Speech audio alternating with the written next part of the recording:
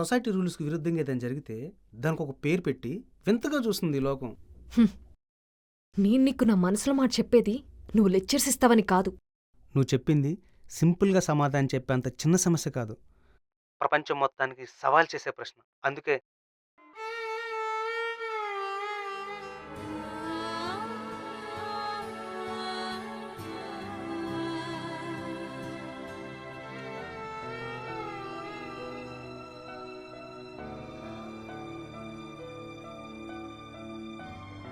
Hi Gita. Hi. ఏంట్రా ఒంటరిగా నిల్చొని ఏదో ఆలోచిస్తున్నావ్?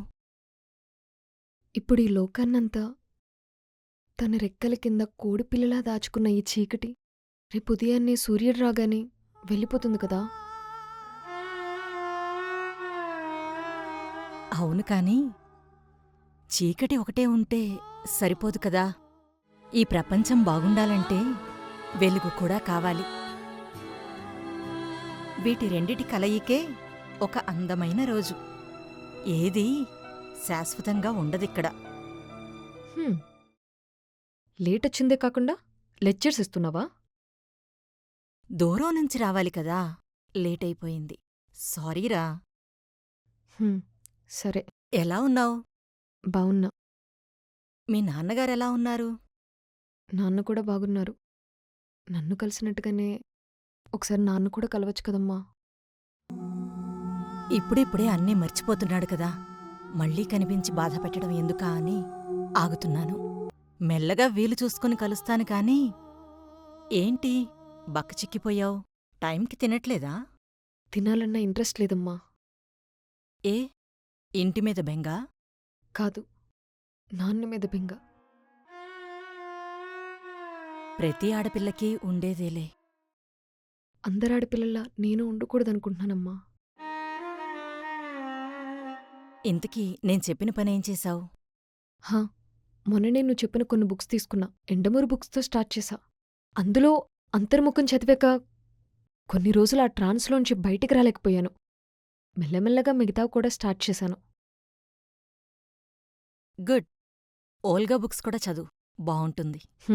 సరే. అవును, బుక్స్ చదివాక నీ ఫీలింగేంటి? ఇట్స్ గుడ్ అమ్మా. అప్పుడప్పుడు నువ్వు చెప్తూ ఉండేదానివి కదా, మస్తకాలకి బూజు పడితే పుస్తకాలే ఆ బూజును దులుపుతాయని. అలాగే అనిపించింది. బుక్స్ చదువుతున్న కొద్దీ ఆలోచనలో క్లారిటీ, మాటల్లో ధైర్యం వస్తుంది. ఇంకా నీ జాబ్ ఎలా ఉంది? ఏదో నడుస్తుందిలేమ్మా. అదేంటే, నీకిష్టమైన జాబే కదా. ఏమో అమ్మా, ఇంతకు ముందులా జాబ్ మీద ఇంట్రెస్ట్ రావడం లేదు. ఆఫీస్కెళ్ళి ల్యాప్టాప్ ఓపెన్ చేసి కూర్చుంటే ఏవో ఆలోచనలు, ప్రజెంట్ మీద దిగులు, ఫ్యూచర్ మీద భయాలు, ఇలా ఏవో ఆలోచనలతో జాబ్ మీద అస్సలు ఇంట్రెస్ట్ ఉండట్లేదమ్మా. నాకేం చేయాలో కూడా అర్థం కావట్లేదు.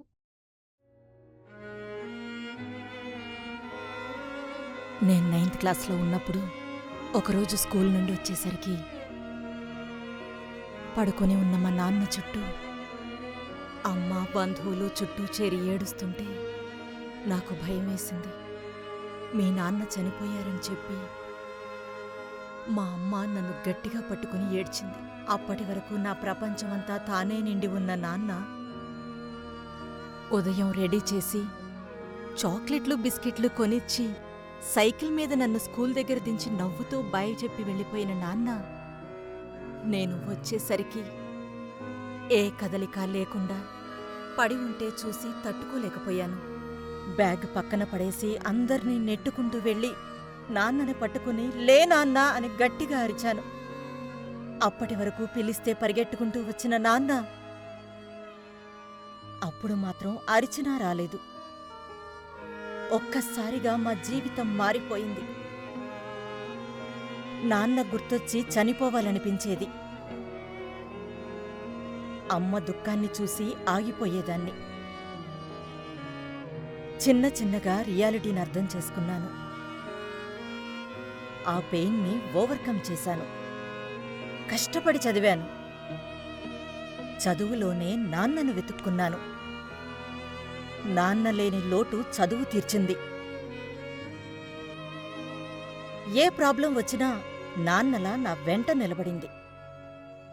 జాబ్ కొట్టాను, ఈ ఇల్లు నిలబెట్టుకున్నాను, అమ్మను బాగా చూసుకున్నాను. అమ్మ కోసం ఆగిపోయిన నన్ను ఆ అమ్మే పెళ్లి చేసి అత్తారింటికి పంపింది. అమ్మని ఒంటరిగా వదిలి వెళ్ళబుద్ధి కాలేదు. నాకు ఒక తోడుని చూసి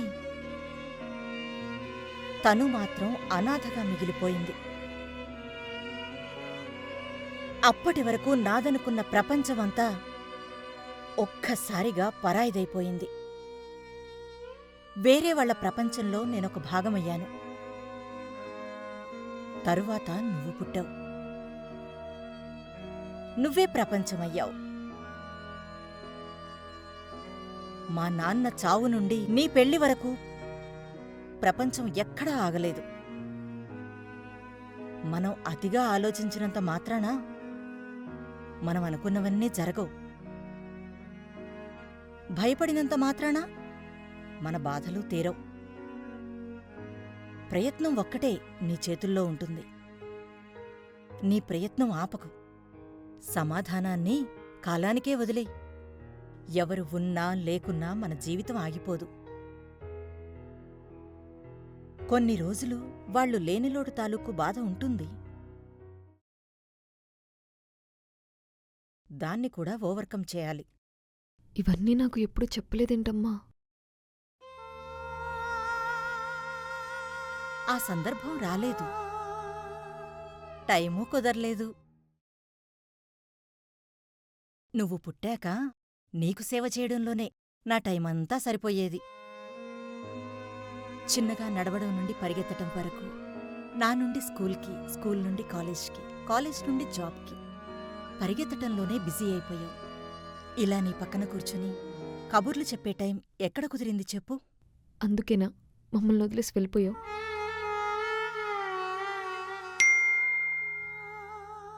దానికి తోడు ఈ మొబైల్ ఒకటి. ఇది మన చేతిలోకి వచ్చి మన ప్రపంచాన్ని అది తీసేసుకుంది. ఎప్పుడు మాట్లాడాలని నీ దగ్గరికి వచ్చినా ఫోన్లోనో ల్యాప్టాప్లోనో ఏదో ఒక వర్క్లో బిజీగా ఉండేదానివి. మీ నాన్న కూడా అంతే. ఐఎమ్ సారీ అమ్మా.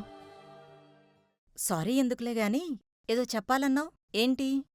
నేను చెప్తాలే గాని ఇంకొంచెం సేపు మాట్లాడమ్మా. ఇంకా ఎక్కువ మాట్లాడితే క్లాస్ పీకినట్టు అవుతుంది గాని నువ్వు చెప్పు. రీసెంట్గా మ్యారేజ్ ఫిక్స్ అయిందని చెప్పాను కదా. Love and arranged marriage. అతనికి నాకు చిన్న గొడవ. అప్పటినుంచి no calls, no messages. Love marriage అంటున్నావు, గొడవైందంటున్నావు. కొంపతీసి అతనికేమైనా బ్యాడ్ హ్యాబిట్స్ ఉన్నాయా, లేక ఎక్స్టర్నల్ అఫైర్స్ ఏమైనా? చచ, అలాంటిదేం లేదమ్మా. మరి నాన్న విషయం. మీ నాన్ననేమైనా అన్నాడా? లేదు. నేను ఈ పెళ్లి చేసుకుని వెళ్ళిపోతే నాన్న ఒంటరివాడైపోతాడు కదమ్మా. అసలు ఆయనకి ఒంట్లో బాగుండట్లేదు. ఈ పరిస్థితుల్లో నాన్నను వదలబుద్ధి కావట్లేదు. అందుకే అతన్ని పెళ్ళయ్యాక మన ఇంటికి రమ్మన్నాను. పనోళ్ళున్నారు కదా. పనోళ్ళు మనోళ్ళు ఎలా అవుతారమ్మా? పైసల కోసం చేసే పనికి, ప్రేమతో చేసే పనికి తేడా ఉంటుంది కదా. నేను ఆఫీస్కి వెళ్ళొస్తే నాన్నకి బుక్కి నీళ్ళు ఎవరిస్తారు? స్నానానికి వేడి నీళ్ళు ఎవరు పెడతారమ్మా? బాధలో ఉంటే ధైర్యం ఎవరు చెప్తారు? కాలక్షేపానికి కబుర్లెవరు చెప్తారు? ఇవన్నీ తలుచుకుంటుంటే నీకు తెలీదమ్మా.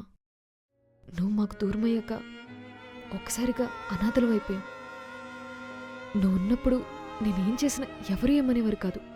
కానీ ఇప్పుడు చిన్న చిన్న తప్పులు కూడా పూతత్తులో పెద్ద పెద్ద తప్పులుగా చూసి దానికి కూడా నాన్నని తిట్టేవారు. ఆడపిల్లి అలా ఉండనివ్వకూడదు, ఇలా ఉండనివ్వకూడదు, అటు వెళ్ళకూడదు, ఇటు వెళ్ళకూడదు అంటూ తన కూతుర్ని ఎలా పెంచాలో కూడా తనకే నేర్పించేవారు. అటు నువ్వు దూరమయ్యావన్న బాధ, ఇటు ఆడపిల్ల జీవితం ఏమవుతుందన్న ఆందోళనతో నాన్న అనుక్షణం బాధ అనుభవించేవాడమ్మా. ఒకప్పుడు ఎవరేమనుకుంటే నాకేంట్లా అని ధైర్యంగా తిరిగిన వీధుల్లో ఇప్పుడు ఎవరేమంటారన్న భయంతో బిక్కుబిక్కుమంటూ తిరుగుతున్నానమ్మా. నాన్న పరిస్థితి అయితే మరీ దారుణమమ్మా. మన రిలేటివ్స్ పరామర్శించడానికి వచ్చి జాలి పేరుతో నిన్ను గుర్తు చేసి మళ్ళీ మళ్ళీ బాధ పెట్టేవాళ్ళు. నువ్వు దూరమైనందుకే ఆయన ఇప్పటికీ బాధపడుతున్నాడు. ఇక నేను కూడా వదిలి వెళ్తే ఆయన పరిస్థితి ఏంటో అర్థం కావట్లేదు. అందుకే పెళ్ళి. అలా అని పెళ్ళొద్దనకూడదమ్మా. ఇప్పటివరకు పిల్లలుగా ఉన్న మీరు పెద్దవాళ్ళయ్యేది పెళ్లితోనే. పెద్దవాళ్ళవడమంటే వయసు పెరగడం కాదు, బాధ్యతలు పెరగడం. ప్రెజెంట్ ఫ్యామిలీలో ఒక భాగమైన నువ్వే ఒక ఫ్యామిలీగా మారడం. మనిషి జీవితానికి సగం పరిపూర్ణత పెళ్లితోనే వస్తుంది. మా జనరేషన్లో తల్లిదండ్రుల మాటకి తలోపడం తప్ప నోరు మెదపడం తెలీదు మాకు. మీ జనరేషన్ అలా కాదు. మాట్లాడు, నీ బాధ అతనికి అర్థమయ్యేలా చెప్పు. అంతా మంచే జరుగుతుంది. చెప్పానమ్మా. అంటే ఇప్పుడు నన్ను ఇల్లరికి రమ్మంటున్నావా? ఇల్లరికమో చుట్టరికమో నేనేం ఆలోచించట్లేదు. నా సిచ్యువేషన్ నీకు ఎక్స్ప్లెయిన్ చేస్తున్నానంతే. చూడు గీత, నువ్వు కోడలుగా మా ఇంటికి వచ్చినా, నేను అల్లుడుగా మీ ఇంటికి వచ్చినా రెండూ ఒకటే. కానీ నువ్వొస్తే అత్తారింటికి వచ్చిన కోడలుగా గౌరవంగా పిలుస్తారు. అదే నేనొస్తే మామగారింటికి వచ్చిన అల్లుడు అనరు, ఇల్లరికం అల్లుడని చీప్గా చూస్తారు. సొసైటీ రూల్స్కి విరుద్ధంగా ఏదైనా జరిగితే దానికి ఒక పేరు పెట్టి వింతగా చూస్తుంది ఈ లోకం. నేను నీకు నా మనసులో మాట చెప్పేది నువ్వు లెక్చర్స్ ఇస్తావని కాదు. నేను ప్రేమించిన వాడివి నీ దగ్గరైనా నిర్భయంగా నా భయాలు, బాధలు, బలహీనతలు చెప్పుకుంటే ఒక ఫ్రెండ్లా సజెషన్ ఇస్తావని చెప్తున్నాను. అంతేకాని నేను చెప్పింది చేయమని చెప్పడం లేదు. ఆ సైడ్ నుండి ఒకసారి ఆలోచించమని రిక్వెస్ట్ చేస్తున్నా. ఇంతకుముందు నేనేం చేసినా నాన్న నా పక్కనుంటే బావుండు అని కోరుకునేదాన్ని. కానీ ఇప్పుడు మాత్రం నాన్న పక్కన నాకుండాలనిపిస్తుంది. పెళ్లి తర్వాత ఆడపిల్లకి ఇంటి పేరు మారుతుంది, ఇల్లు మారుతుంది. కానీ సొంతింటి మీదున్న బెంగ మాత్రం తగ్గదు. ఇప్పుడు నాన్న అవసరం నాకన్నా నా అవసరమే నాన్నకెక్కువగా ఉంది. అయినా ఈ కట్టుబాట్లనేవి కాలానికి అనుకూలంగా మారాలి, కానీ కట్టుబాట్లకు అనుగుణంగా కాలం మారదు. అది కాదు గీత, నేను సరే వంశీ, నాకు కొంచెం హెడేక్గా ఉంది, నేను వెళ్తాను. అప్పటి నుండి కాల్ లేదు, మెసేజ్ లేదు. ఏమనుకున్నాడో ఏమో. ప్రేమ 2 మనసులకు సంబంధించిన విషయం. పెళ్ళి 2 కుటుంబాలకు సంబంధించిన విషయం. ఈ విషయం అతనితో పాటు అతని కుటుంబంతో కూడా మాట్లాడాలి. వాళ్ళందరూ ఏమనుకుంటారో అని భయంగా ఉందమ్మా. వాళ్లేమనుకుంటారో వీళ్లేమనుకుంటారోనని మనసులో బాధను పెట్టుకుని పైకి నవ్వుతూ నటిస్తూ బ్రతకాల్సిన అవసరం నీకు లేదు.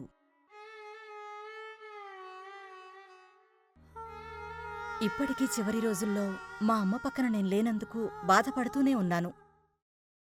నీకు అలాంటి పరిస్థితి రాకూడదు. ఇప్పటికైనా నీ త్యాగాలు ఆపేసి నీ ప్రాబ్లంని అతనికి, అతని ఫ్యామిలీకి అర్థమయ్యేలా చెప్పు.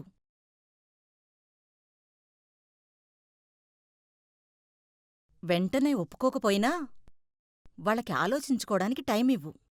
అంతా మంచే జరుగుతుంది. ముందైతే అతనికి కాల్ చెయ్. మనకి కావలసిన దానికోసం మనమే ముందడుగు వెయ్యాలి. ఎవరో వచ్చి ఏదో చేస్తారని ఎదురుచూడకూడదు. కాల్ చెయ్.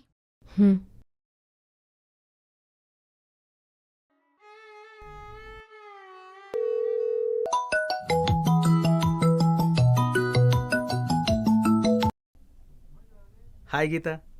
హాయ్ వంశీ, ఎలా ఉన్నావు? I'm fine. నువ్వెలా ఉన్నావు? తిన్నావా? తిన్నా. నువ్వు తిన్నావా? వంశీ, చెప్పు గీత. నేను చెప్పిన విషయం గురించి ఏం ఆలోచించావు? నువ్వు చెప్పింది సింపుల్గా సమాధానం చెప్పేంత చిన్న సమస్య కాదు, ప్రపంచం మొత్తానికి సవాల్ చేసే ప్రశ్న. అందుకే సమాధానం చెప్పడానికి కొంచెం టైం తీసుకున్నా. ఒకప్పుడు భర్తే భార్యను పోషించాలి కాబట్టి భార్య భర్తింటికి రావాల్సి వచ్చేది. కానీ ఇప్పుడు అలా లేదు కదా, ఎవరి కాళ్ళ మీద వాళ్ళు నిలబడుతున్నారు. సో నువ్వు చెప్పినట్లు కట్టుబాట్లు కాకరకాయలంటూ కూర్చుంటే మనకు నచ్చినట్లు మనం బ్రతకలేం కదా. ఆ రాతియుగం నుండి ఈ కలియుగం వరకు రాకుమారుడు రెక్కల గుర్రం మీద వచ్చి ఎవరైనా తీసుకెళ్లిన కథలే విన్నాం చూసాం ఎప్పటి వరకు. ఆ రూల్ని బ్రేక్ చేసి ఈ కంప్యూటర్ యువకు రాకుమారి కారు మీద వచ్చి యువరాజుని తీసుకెళ్తానంటే నీతో రావడంలో తప్పే ఉంది గీత. నీ ప్లేస్లో ఉండి ఆలోచిస్తే కానీ అర్థం కాలేదు నీ బాధ. మా వాళ్ళతో కూడా మాట్లాడాను, నీతో మాట్లాడమన్నారు. ఒకసారి ఇంటికి రా, ఇద్దరం కలిసి మా వాళ్ళని పిలిచి మీ ఇంటికి రా. Thank you so much Vamshi. నేనే నీకు థ్యాంక్స్ చెప్పాలి. నీ మనసులో మాట నాకు ధైర్యంగా చెప్తున్నాను. ఒక ఆడపిల్ల మనసు అర్థం చేసుకునే అవకాశం. Love you too. సరే, నేను మళ్ళీ కాల్ చేస్తాను. Okay, bye.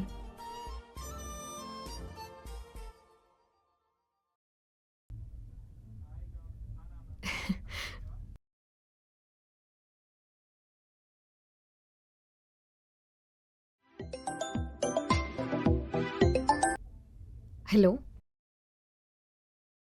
ఎక్కడున్నావమ్మా? ఫ్రెండ్ ఇంటికి వచ్చాను నాన్న. ఇప్పటికే లేట్ అయింది, రారా. సరేనన్నా. సరే, తొందరగా రా. సరే. సరే, నువ్వెళ్ళు. ఇప్పటికే లేటయింది. మరి నువ్వు? నేను కాసేపుండి వెళ్తానులే. సరే అమ్మా. గీతా, హా?